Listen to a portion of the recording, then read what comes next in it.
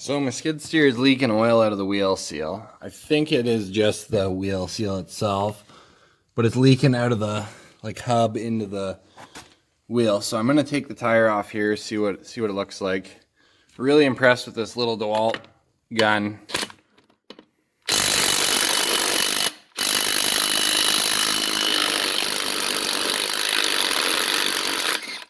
No problem. Taking these lug nuts off. So yeah, I'm gonna pull the wheel off, see what I find.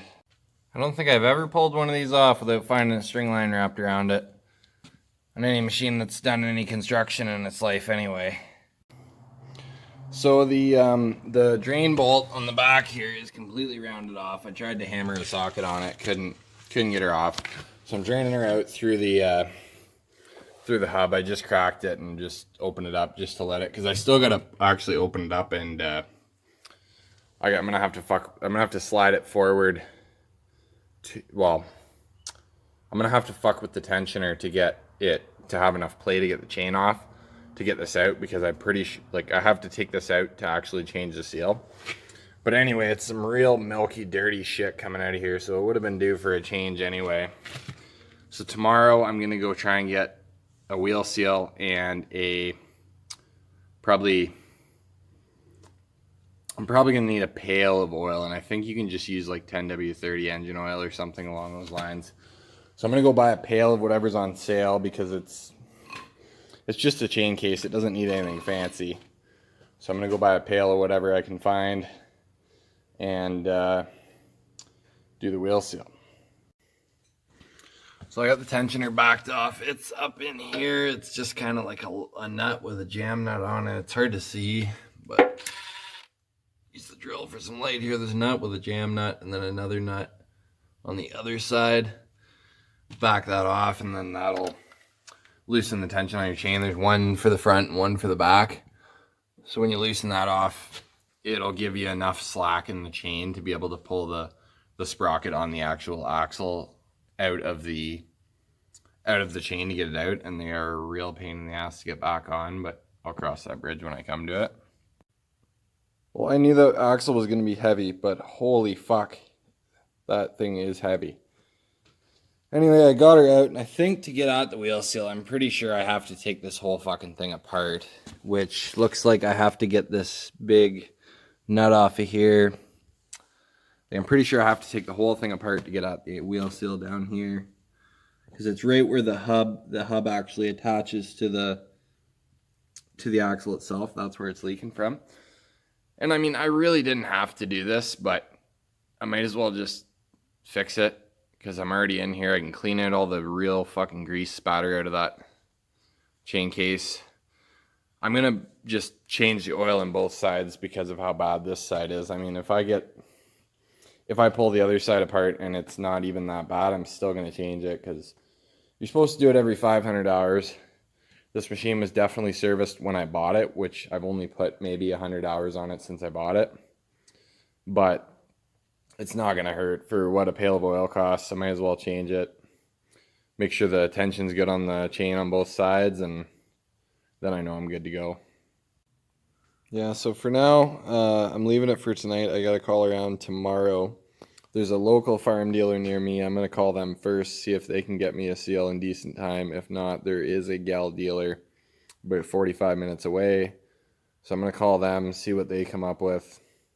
Let's call around, because I mean, the pricing is a little bit more expensive at the local dealer, but it's also saved me 45 minutes of a drive for probably what is a $10 seal from what I can find online. I have the part number from my parts manual that I have downloaded. So I'm not going to tear into this tonight. I'm going to let this keep dripping. I might throw something in there just to displace the oil a little bit so it can drip all of it out. But I'm already past the drain plug, so I've got the majority of it out, but I want to try and get as much of it out as I can. But anyway, I'll come back to you tomorrow and see what I come up with. Back to her next morning. Got inner and outer bearing, seal. Got myself a pail of I guess this takes 1540 according to the dealer. It takes 1540 in the chain case, so I got a pail to do both sides. I might not get to both sides today, but I'm gonna change the oil on both sides. I'm probably gonna let the machine down a little bit to let the oil flow to the back so I can drain most of it out, because it is sitting a bit, like it is leaning forward a little bit right now, and it's leaning to the right hand side because of how I have it jacked and blocked. So I'm gonna do that just so I can get as much oil as I can out of it, and I'm gonna start taking apart this hub assembly here to get at the bearing. So I'm working on getting this big nut off of here. There was two little Allen had little threaded things in it, and I think those are some sort of thing to keep it locked, like similar to most of the ones I've seen have a castle nut with a cotter pin for keeping it locked for your preload or whatever. So I'm assuming that does those little things do a similar purpose to that.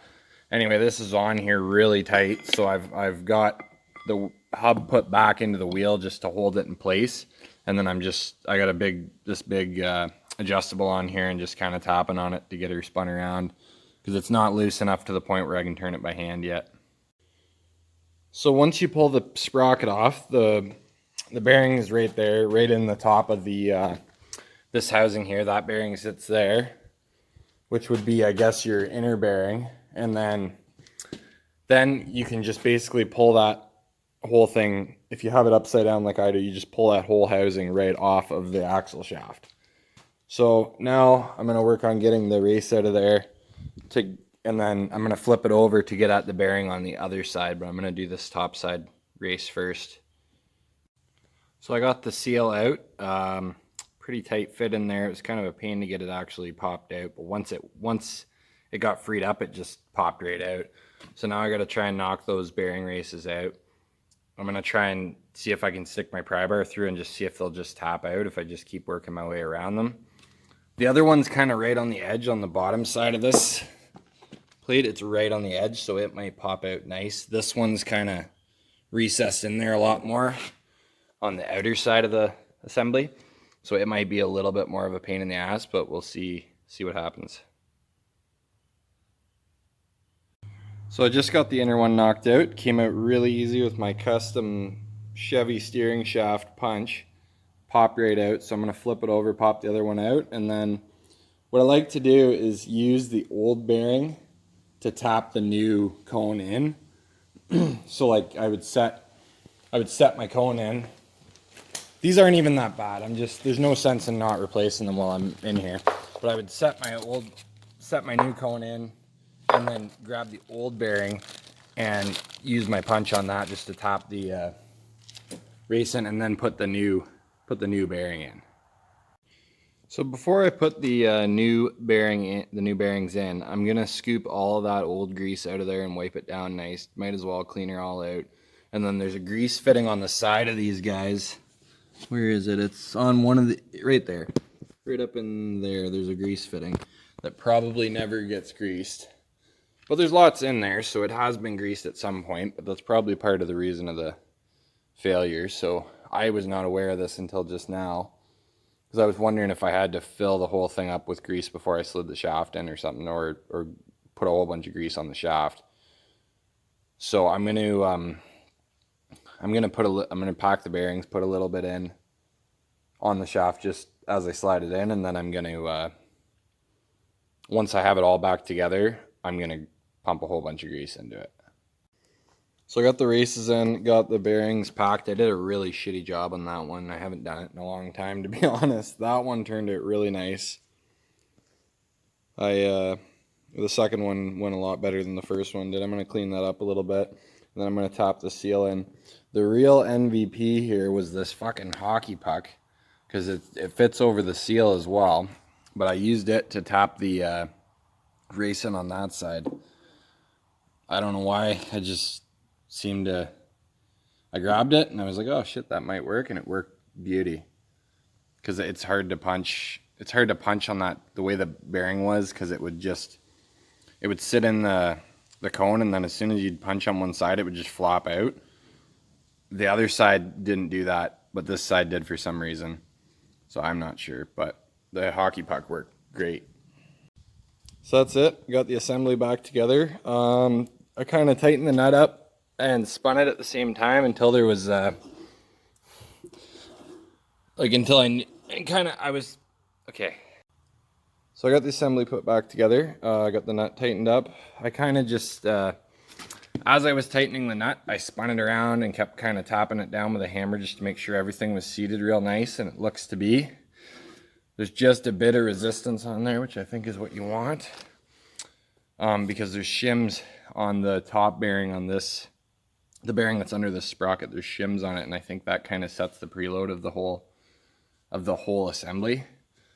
So I've got it to the point where I think this is kind of good, and it's about right back where it was originally, like even looking at the marks on the thing from the nut. So I think it should be good to reinstall. I got to drain a little bit more oil out of there, and then clean up the gasket surfaces. And I bought a tube of silicone to redo the seal in between the inspection plate and this assembly and the frame of the machine.